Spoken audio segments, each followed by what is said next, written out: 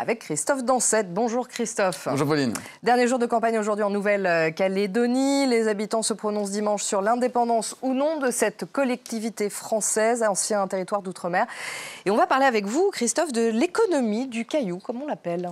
Un Caillou qui est situé à 17 000 km de la métropole. C'est le territoire français tout simplement le plus éloigné de Paris. C'est minimum 24 heures de vol. Il faut prendre 2 avions au minimum. 10 heures de décalage horaire aussi pour vous donner une idée. Le niveau de vie, il est semblable néanmoins à celui de la France métropolitaine avec un PIB par habitant certes très légèrement inférieur seulement, autour de 30 000 euros, vous le voyez, mais bien supérieur à celui de ses voisins directs que sont les îles du Pacifique. Et cette richesse repose principalement sur un élément. Et cet élément, c'est le nickel. Le nickel, c'est un métal assez rare, mais extrêmement utilisé, notamment dans l'alliage avec d'autres métaux. On l'utilise par exemple pour créer des aciers inoxydables, car sans nickel, eh bien, l'acier rouille. Donc on le trouve dans de nombreux matériaux de construction, mais surtout aussi dans des équipements d'avions ou de trains et dans des batteries de voitures électriques. Et ça,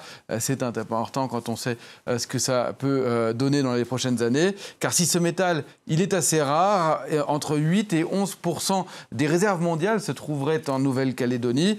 Le territoire est le 4e producteur mondial derrière l'Indonésie, les Philippines et la Russie. Le secteur, lui, emploie directement ou indirectement 20% des Calédoniens. Il représente environ 90% des exportations de l'archipel.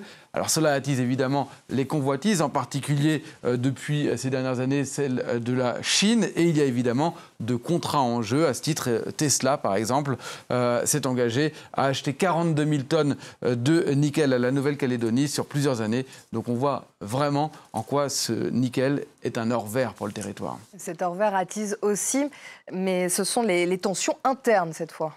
Oui, c'est l'un des enjeux de l'indépendance, justement. Les indépendantistes ont poussé depuis plusieurs années le contrôle local des mines de nickel, parfois par des blocages. C'était d'ailleurs l'un des points de négociation dans les accords de Nouméa en 1998. Et il y a 2 ans, la revente d'une usine dans le sud de la province a de nouveau attisé les tensions. Les indépendantistes craignant la prise de contrôle par un groupe qu'ils accusent d'être favorable à la métropole. Cela s'est traduit par plusieurs mois de grève, de blocage, avant qu'un accord soit finalement trouvé. Le résultat, c'est que si la demande mondiale augmente, eh bien l'activité des usines de nickel en Nouvelle-Calédonie, elle, a ralenti depuis ces dernières années et la production, elle a chuté de 30%.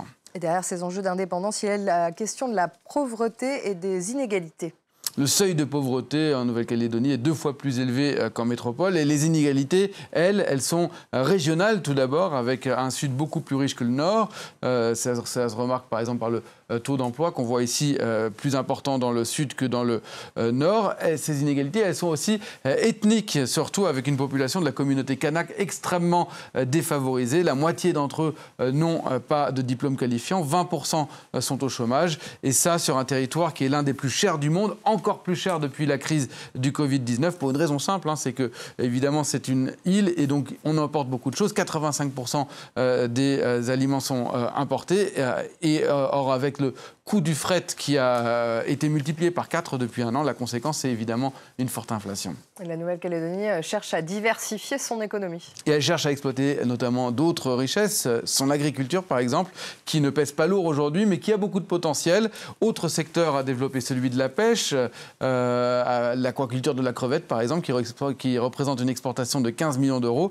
Il y a également le numérique qui peut offrir de nouveaux débouchés. Et enfin, le tourisme, les plages et les lagons de Nouvelle-Calédonie, particulièrement l'île des Pins, peuvent faire rêver. Le problème, c'est évidemment leur distance, le prix des vols, plus de 2 000 euros depuis Paris. Et puis surtout, la pandémie a mis un coup d'arrêt à l'arrivée de visiteurs étrangers, particulièrement aussi des visiteurs chinois qui commençaient à être de plus en plus nombreux à arriver sur le territoire. Merci Christophe, c'était l'Info Éco.